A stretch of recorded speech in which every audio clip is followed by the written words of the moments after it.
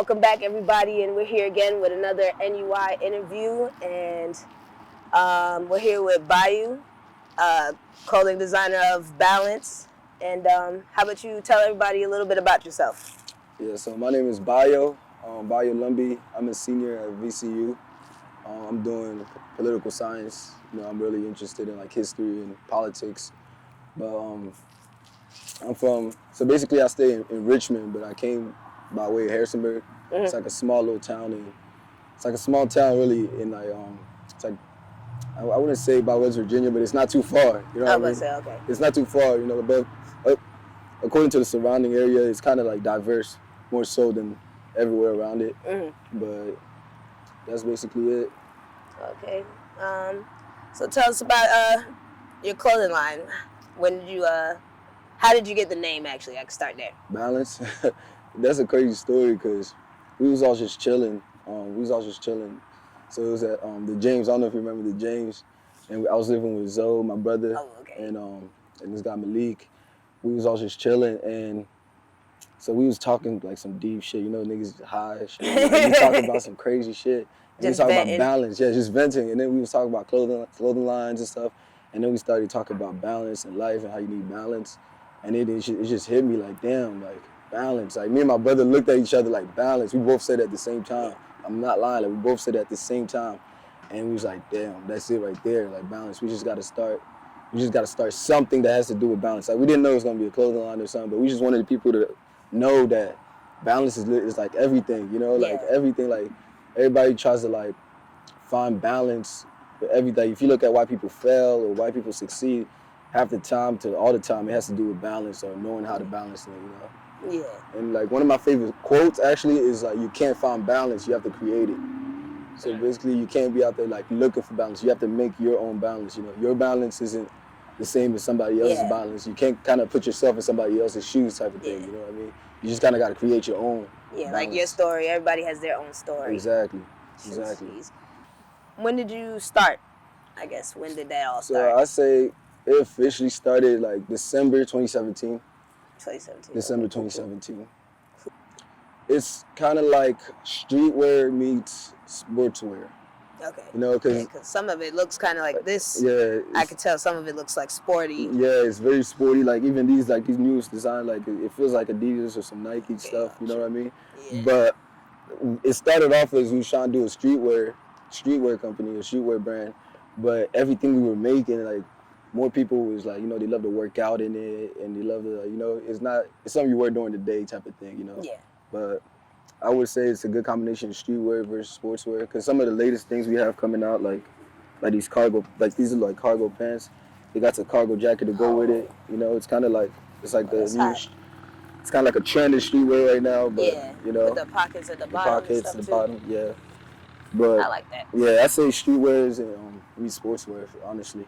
Yeah, because I've seen like on you guys' Instagram, I seen the y'all had like the little shorts that seemed like you could play basketball, you could run track in them, or running shorts. Exactly. It seemed like this material, like that nylon. Exactly, and like I said, like it's not really more so about like selling the brand, like selling like threads. Basically, It's more about the concept, the idea, because I feel like in the long run, we want to start having like like for the community, start having like tournaments, balance basketball tournament, balance soccer tournament, balance just any type of tournament that could get people active, Yeah. So it's like we really want to take that direction as far as sportswear as well. Mm-hmm. But we don't want to forget like how we started and what we're trying to do. Okay, that you bring that up. So aside from clothing, you said expanding like events. Like, could you go into detail as far as you could see Balance going? Yeah. Like, aside from the clothing. Yeah, I want Balance to expand like really like worldwide. That's like the main thing, cause I like the market here is like really really good. Like it's top notch. America is like a consumer market, so basically you make anything. You can sell it if you just market it the right way. You know what I mean? It doesn't really matter what you make, but I want this to be like especially to go like, especially with that basketball idea. I want to start like Yeah. tournaments, like especially in Africa, my country, Congo. Yeah, I I wanna- seen some of the pictures. Was tagged in Congo, like the photos you Yeah, did. yeah. We was out in Congo with it this last year. We met like a couple Marines that actually lived that was stationed in Congo. They all like from North Carolina. Oh, okay. Yes, but so we was talking about it, like we want to meet like a representative for like for NBA Africa, because they just started a new I didn't even know that. yeah, they started like a new little program, like where they're literally trying to start, like they're trying to get facilities in all the countries. They don't have it yet in all the countries. Yeah. They have it in some of the nice. Kind of like how they have like the Euro national stuff. Exactly. Like only over there. Exactly. Like they want to have like another D League type of thing, like a developmental league to bring like Africans to America to play basketball. So we trying to get involved with them. I've been looking for representatives, like really been looking for representatives, but no luck yet. But we just trying to find like somebody, especially that has to do with basketball, because Congo, we actually won the first ever like the FIBA NBA for basketball. I forget. You know what I mean? You talking about the International Basketball Association? Yeah. The FIBA for Africa though. They had a tournament. They had like a little tournament for like who's gonna be the champion. Congo won the first ever one. But the problem is they don't have strong institutes. You know what I mean? Like there's way more issues than sports. Even they have a lot of soccer stars, a lot of basketball stars, but the problem is if they want to do anything with it, they have to leave the country or they need somebody to invest in them. There's a lot of talent there that hasn't been tapped. There's a lot of potential that haven't been tapped. And we're just trying to, raise awareness on that as well in a way, like we can maybe, if like God willing, we can sponsor a tournament or help somebody that's trying to get involved over there, sponsor something. But we've really been looking for representatives of FIBA in Congo especially. That's what's up. That's doing it big, actually. Yeah, man. You got aim for the sky, man. Yeah, I would say sky's the limit. For sure. So how do you market your brand aside from, I guess, Instagram? Do you have a website or? Yeah, we got a website which is currently under construction, but we market it through pop-up. I try to do pop-ups everywhere I go. Travel as much places as I can. Word of mouth. You can't ever sleep on. People forget about word of mouth. Like, what I mean? Like it's still the same thing. Yeah, like you don't forget about it because it can get further than you think. It probably will get further than you think, but we try to travel, do pop-ups, connect with other businesses that's similar with us. We got Shoot, we probably got to do a collab then and stuff. For sure. I see. I was gonna talk to you about that. This my older stuff that I did. That's dope. The dad hats we just did. Wow. I just did last year, so I had to, cause with moving, obviously. Yeah. Had to put a little stop on it, but this was from the older collection, the Y&S collection. But that's dope merch. I really fuck with it. You gotta look to do a future collab together. Yeah, no doubt. Anytime, man. We could just start brainstorming and come up with something nice. Because I do the graphic stuff, so I sit on the computer and put this stuff together, put the mock-ups together and stuff too. Wow, that's nice. It's just a matter of figuring out, like, do you pick a certain merchandiser for your apparel? Like, because I know with obviously, like, we do clothing as well. Yeah. Certain brands, like, the quality is just better. Right. Like, close to as retail as you can get. Yeah, I used to do it. I mean, I guess it's still a certain brand, but it's kind of different, I'm not sure if I know a lot of people that have like startup clothing line, and we always stay in contact, but they get their stuff domestically, like they get. Yeah, that's what I've been hearing. I try to stay away from like the domestic, because I mean I had Cotton Heritage where they can sell it to you at a seller's rate, but most of the time it's like you're getting messed over, but I mean more power to you if you can give jobs in America, but I do my stuff overseas. Like I look for different like even before I contact somebody, I'll tell them send me like a sample and a book of like different fabrics. Try to fill it out. You know what I mean? Because once you do it overseas, it's different than here because you can't fill it. Yeah, and you can get it cheaper. But exactly. That's the most important part. It's cheaper and you can make more. You can make way more. So, but they also have different type of fabrics. That's what people don't know. Like these hoodies right here, these are made in Pakistan. Yeah, like these feel different. They feel like real quality, and it's still cheap. It's cheaper than bad quality that you can get out here. You know what I mean? Just because, like I said, America is a consumer place. If you're not gonna buy it at that price, somebody will. There's gonna be a high school that's gonna buy it. There's gonna be a college, a business that's gonna buy it. But as far as fabricating clothes, I feel like you have to have your own printing machine out here. You have to have all that, And if you don't have that, your best bet, just go overseas. Go to Alibaba. Yeah, I've heard about them. Yeah, I've been going to Alibaba. And how well do you trust them? Oh, I trust it. I trust it really well because it hasn't failed me, you know. And then you got to test them out. You can't just, Yeah, you know. I was only skeptical on the payment process, but See, I don't it's pay. a risk. It's a risk. Yeah, it is a risk. That you gotta try and But take. I don't pay them. Like I find suppliers on Alibaba, and then I look up their email, or look up their, and then I contact them through the phone instead of contacting them through Alibaba. Yeah. And then if they want to pay through Alibaba, we could do that. Or my preferred is like PayPal. So yeah, I'd rather do PayPal some places. But some places like this, I swear, like I was scared, man. I knew a guy from Pakistan. He was like, they don't take PayPal. Yeah, PayPal. they would say like this, like they don't take PayPal. I'm like, dang, like, but I saw the quality. He actually reached out to me on Instagram. So I was like, dang, like, you know what I mean? And I told him to send me some pictures of the factory. He sent me pictures, and, you know, I just took the chance, you know. I was like, look, you know, so I'll lose it if the positive outweighs losing $100 or $200. It's a risk for quality. Yeah. And I sent it to Western Union, believe it or not. Yeah, that's the thing I was sketched. I would have been that's the worst one.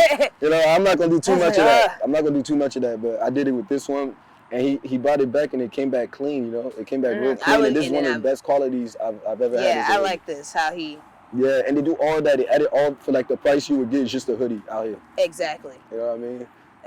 Did they, was this from overseas, too? Yeah, this is from, actually, China.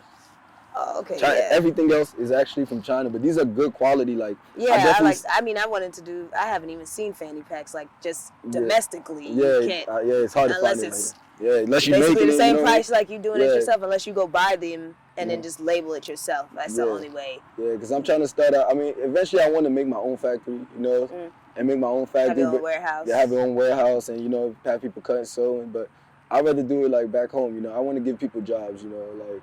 I feel like it'll take me further there, you know, not just because, I want cheap labor or nothing, you know what I mean? Yeah. It, like, no matter, like, places is not like here. Like, those people would rather have that than not. Than nothing. You know what I mean? They'd rather, and as long as you keep buying from them, it's helping them out.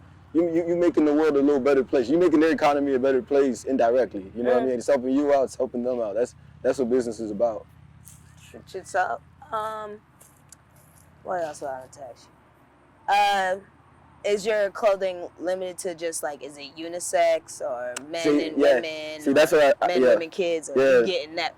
That's a good question, because that's what I saw. You know, like entering this year, I was like, damn, like I was going through my Instagram, and I was like, damn, I don't fucked around and deleted all the pictures with girls and shit. He had a lot of pictures before this. Yeah. I'm like, dang, you know, but so I try to start making some, like, this is definitely just for female.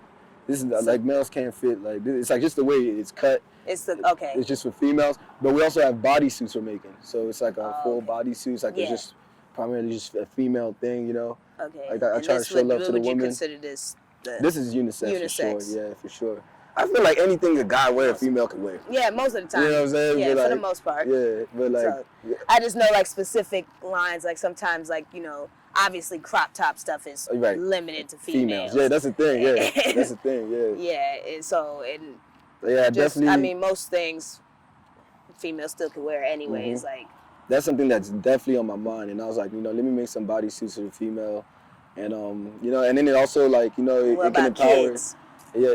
Same thing right there. Right now, we don't have any line right now for the kids right now. You know what I mean? Like, but we trying to start, like, maybe 2021. 2021, we trying to start, like, just a kid fashion, but it's not just going to be, like, something like this in kid size. You know what I mean? I want to, like, some kids will actually like, something that would be interesting for kids. I'm trying to think of something right now, but... Yeah, I know. Kids like, you know, kids like colors. They love colors and all that, but definitely need to get the kid size in.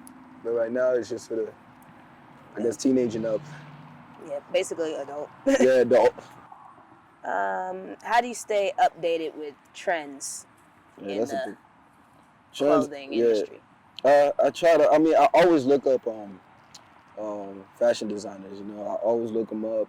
Do you have any inspirations or favorites? Yeah, my favorite. I say for sure, probably my favorite is Virgil. People don't want to say that because that's the cliche, but like I know everybody is looking at what he's doing, what he got coming up next. Virgil, of course, Kanye. I like Kanye because he's like his creative mind. Yeah, he's like an ideologist. Like you know what I mean? Like he's really basically he got a good idea, but sometimes he doesn't know how to like he. Just like everybody needs help, like just, you know what I'm saying, executing and putting it down, you know what I mean? And I feel like Virgil's the one that was doing that for him. Like he had ideas, and Virgil was just executing it, you know? putting it together. Yeah, like he definitely has a mind that you could break some things down. He's always throwing gems that a lot of people don't actually listen. Like last time I checked, he could be like the richest black man in America, which is crazy because I don't know if it's true, but I've seen some rumors he's worth $5 billion. But you ask anybody, they're like he's crazy.